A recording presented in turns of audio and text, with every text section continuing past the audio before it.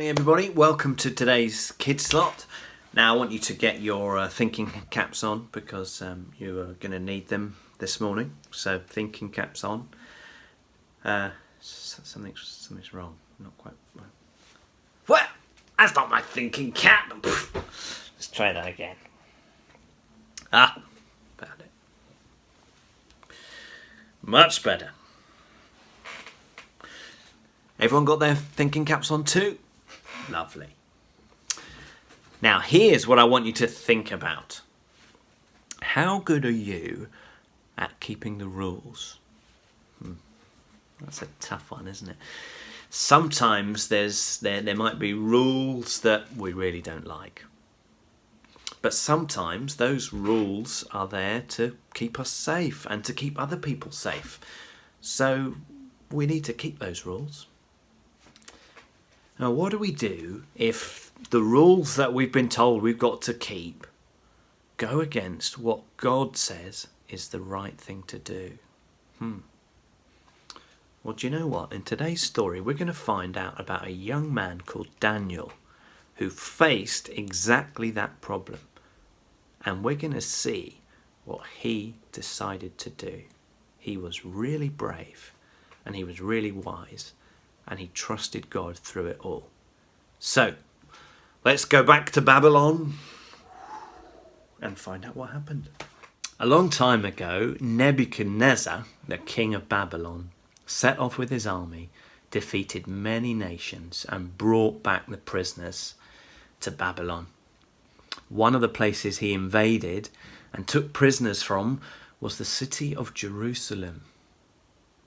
And one of those prisoners was a young man called Daniel. Daniel loved God, and he was a good man and was very wise and very sensible. And the king of Babylon liked him. "I have chosen you to be one of my special servants," said the king.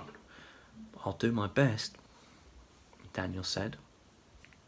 Daniel was a very good servant. He was so good that the king promoted him.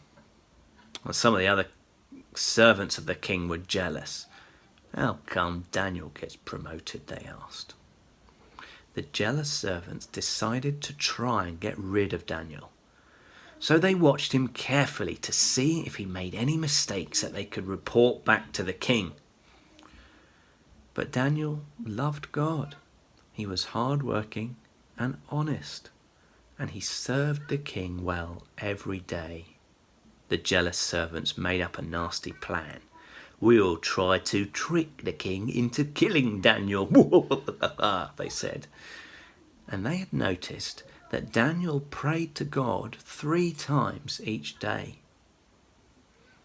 So they went to the king and said that they wanted a new law in Babylon. Whenever anyone prays, they must only pray to the king for the next 30 days. Well, the king was quite flattered. He said, I like that law. He wanted everyone to pray and worship him. "Anyone who does not pray to me will be thrown to the hungry lions," the king ordered. As soon as the law was made, the jealous servants watched Daniel to see what he would do. Would he dare pray to God? Daniel knew that it was wrong to pray to anybody or anything but the Lord God. So Daniel continued to pray 3 times a day to God. He even opened up his windows wide so it was no secret that he was praying. "We've trapped him," the jealous servants thought, and they went straight to the king. "Daniel is praying to God and not the king," they reported. "He is breaking your new law and you must throw him to the lions." Now the king liked Daniel and didn't want him to die. "You've tricked me into making a new law that I cannot change," said the king. He was very, very angry with Daniel's enemies. But the law's made and the king had to keep it. So he ordered that Daniel had to be arrested. "I'm so sorry about this," said the king to Daniel. "I don't want you to die in the lion's den, but I have no choice." "Don't worry," said Daniel. "My God is able to keep me safe, even down there with the hungry lions." The soldiers dropped Daniel through the entrance to the lion's den. The lid was sealed again so that he could not escape. Then the king went back to his house feeling very sad. That night he had terrible dreams. He could not sleep. He felt awful about what he had done to his friend. The next morning he ran to the lion's den. Was Daniel still alive? Surely the lions would have eaten him. The lid was lifted up and the king called down, "Daniel, did your God keep you safe?" "Yes," came the reply. "My God kept me safe. He sent an angel to shut the mouths of the lions." "Pull Daniel out of the den at once," the king ordered. Daniel was very pleased to be out of that dark hole.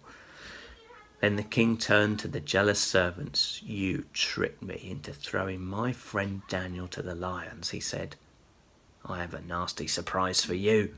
"Throw these wicked men to the lions," the king demanded. The jealous servants were thrown into the den where the hungry lions ate them up. Then the king made a new law.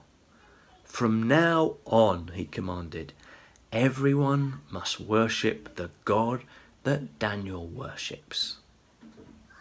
What a great story. Wasn't Daniel such an amazing example of someone who loved God more than anything else?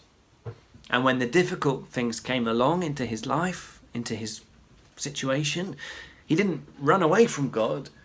He ran to God and continued to pray to him, asking him for his help and thanking him for his goodness.